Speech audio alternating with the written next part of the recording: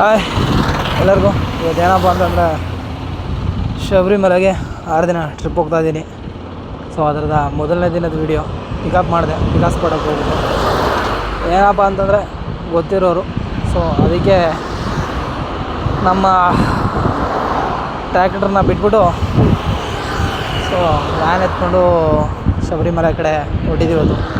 ಏನಪ್ಪ ಅಂತಂದರೆ ನಾನು ಗಾಡಿ ತಗೊಳ್ಳೋಕೆ ಮುಂಚೆ ಇವ್ರ ಹತ್ರನೇ ಕೆಲಸ ಮಾಡೋದ್ರಿಂದ ಸೊ ಅವ್ರಿಗಿಲ್ಲ ಅನ್ನೋಕ್ಕಾಗಲ್ಲ. ಒಂದು ಕಾರಣಕ್ಕೆ ಟ್ರಿಪ್ ಹೋಗ್ತಾಯಿದ್ದೀನಿ.